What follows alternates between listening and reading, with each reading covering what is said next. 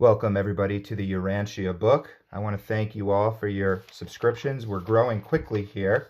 Remember, this book has the power not only to change your own life, as it has for mine, but also the power to change the entire planet. This is meant for people, doesn't matter what your race is or what your religion is. The book teaches that everybody is indwelt by a fragment from God. And that fragment is your guide. This book is merely just a means to an end. The end is merging with that guide inside of you, seeking within, as they say in the East. And what you will find there is a God, all right? Perfection, but only a fragment of it, because you can't fit 9 ounces into an 8-ounce cup, right? The God of the central Godhead is the entirety of it all. And you have a link to that. That is your fragment that is within you. So that is one of the greatest teachings of the Urantia book, is that God is not only just out there, but it is also within you. The other great teaching, like I said, it doesn't matter what sex you are, what religion you are, anything like that, what color you are. Everybody has this. Everybody has the capability to be divine. It is all your own choosing. The immense power of that is up to you on whether and when you want to activate it. You can do it right now. You could do it today. You could say, I'm changing my life today. I'm pushing away all those ungodly things in my life. Because remember, God is an ideal of perfection. And you could say, well, this isn't perfect in my life. You know, I have these habits that are holding me back, and I'm going to throw them out the window today. You can do that today and say, I have this power within me to change my mind. Remember, it is spirit over mind over matter. If it was just mind over matter, then you couldn't change your own psychology. If you have the genetics of an alcoholic, then you're stuck, because that mind can't defeat itself, you know, it can't override itself. But that's when we go to the heart, and the heart is the spirit. And then we say, we have the power then to now defeat whatever habit it is and get right back on the path. The other good thing about this is that it's a personal God who understands our plight here, understands that this is a backwards planet. That's what the book teaches, is that our planet went astray. Our early spiritual leaders went astray. And the planet has gone on a wayward course. The divine allows that to happen because they have an over control of the planet, all right? The God has an over control, not a micromanaging, okay, we can't allow people to do this or that, because free will is a thing. So if you instantly just say, no, we're going to just go in, somebody made a mistake, we're going to go in and we're going to just change everything and turn it into heaven, that defeats the purpose of having evolutionary origin beings who evolve up and then attain the level of God. So it's an over control, but that doesn't deny the fact that we are in a complete state of backwardsness, sinful. This is an evil prison world. They call it a cosmic prison world. The evil rebels are detained here, superhuman beings, and this is their world. Okay, that's just how the universe works. It is something that makes it so that it doesn't spread to all of these other planets. Okay, they detain it, but they just allow it to continue, almost like a prison. Exactly, they call it a cosmic prison. So, but in this prison, we have the choice. We don't have to be engaged with it. If as soon as we align with that spirit within us, we will put up the full armor. I believe that might even be a concept from the Bible. Wear the full armor of the Lord, and the evil beings won't be able to touch us. Remember, they pander to our base desires.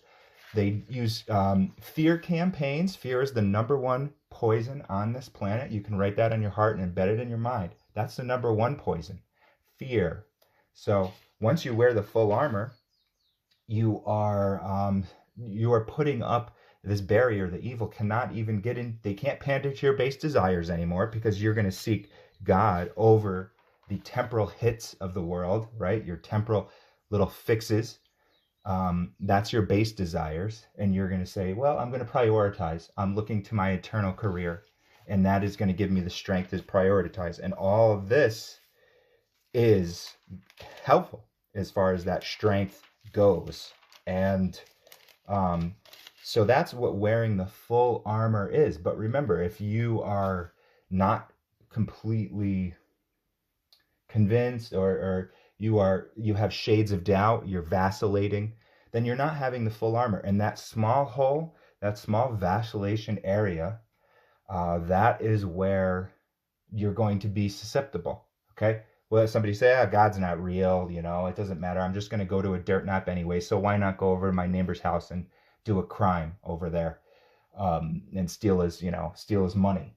So, but wear the full armor, then that shade of doubt won't affect you. So anyways, that long spiel today.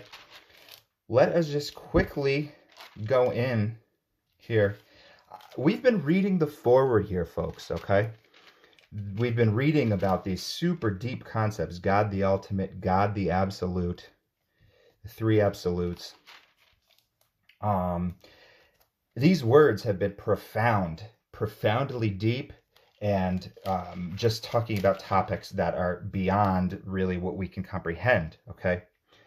So let us look. I want to see who is writing this. This is called a divine counselor. Let us look and see, what is a divine counselor, chief of the corps of super universe personalities assigned to portray on Urantia, the name of our planet, the truth concerning the paradise deities in the universe of universes. So remember, this book is not a religion, okay? This isn't something that you need to join or anything like that. It's just a book of truth, just like a physics book. You don't have to join physics. You can believe in this. There's things that are beyond here that you can choose to believe in or not, but that's up to you, how you're going to synthesize that into your own life, okay? How you're going to worship or whatever. That's up to you. Or not. You can ignore it, Okay, so this is where we're learning about the divine counselor, the authors of these papers that we've been reading on God and the Trinity. Okay, these are coordinate Trinity origin beings.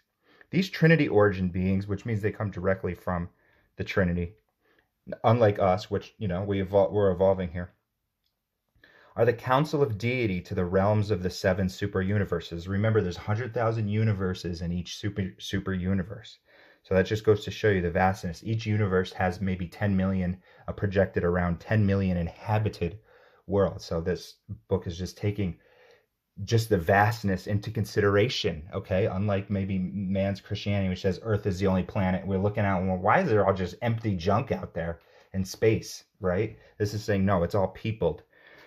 And remember, I don't try to knock anybody's religion. That's fine, whatever. I don't care what they believe in or anything like that. And I'm just, we need to have an open mind and to upstep our own. Because remember, if you're embracing this book, everybody, you are a pioneer. You are one of the leaders. You will have leadership capacity. If it might take until the next world until you're put into that role, or it might even be this role. Who knows what's going to happen here if enough of us embrace this? But this really is, it's the next level for any religion, any philosophy. Okay, so that's why that's not the enemy or anything like that. Just because somebody believes this is the only inhabited planet, there's millions of reasons why they might believe that. The so-called enemy, it's not even our real enemy. The so-called enemy would be the evil forces who control this planet and seek to keep you away from understanding God. Okay, and then they're going to pander to the base desires of all your world leaders who are just psychopaths. I don't know about all of them. I don't care. I don't care to know. But many of them are susceptible to having that ego that they're going to be the strong man who has his finger on the button. And so they'll pander to his base desire or her. And they don't even need to be in league with them. They don't even need to say a single sentence to them. And they don't even need to say a single sentence to you either. They're panderers. And as long as they just keep you preoccupied, all right? And even now, it's with the technology. What the three, they say it was wine, taste of wine, women, and song. Remember that? Well, you can replace song with technology these days.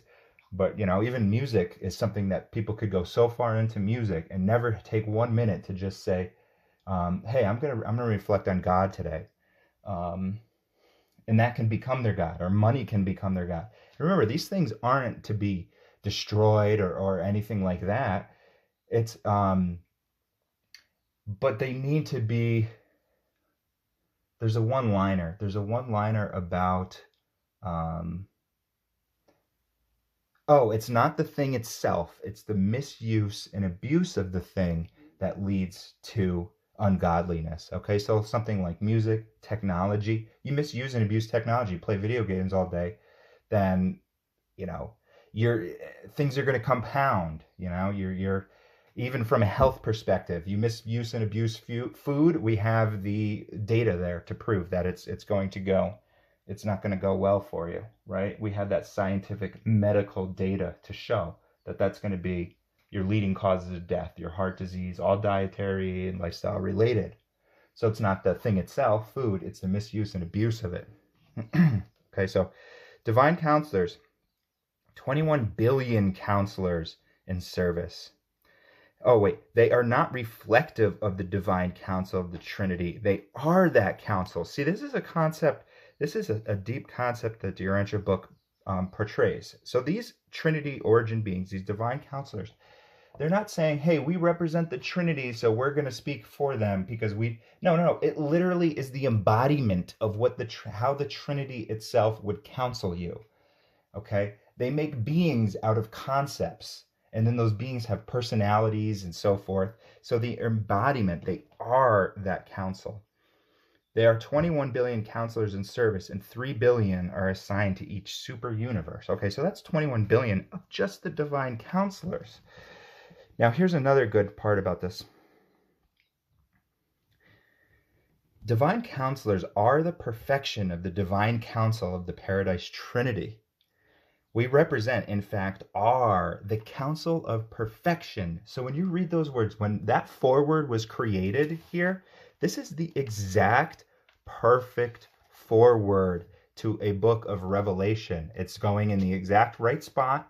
Every single word, every single syllable, every single utterance is perfect. Okay? From the Trinity, when we are supplemented by the experiential counsel of our associates, because they have other beings like universal censors and so forth, our combined conclusions are not only complete but replete. When our united counsel has been associated, adjudicated, confirmed, and promulgated by a universal censor, it is very probable that it approaches the threshold of universal totality. Such verdicts represent the nearest possible approach to the absolute attitude of deity within the time-space limits of the situation involved and the problems concerned. It's literally God's words in time and space into that situation. But remember, truth is living. So this isn't, this is nothing. All of this Trinity is nothing compared to the living truth that dwells within you and that you will move through in your universal career. Okay, this is dead words. This is only for a circumscribed time on a circumscribed planet in space. Okay, who knows what else, how it would change out there, but this is the best we got for right now. All right, folks, that's it for today. We learned a little bit about the universal censors and how this can help uplift or change our lives. God is within you. All right, take care.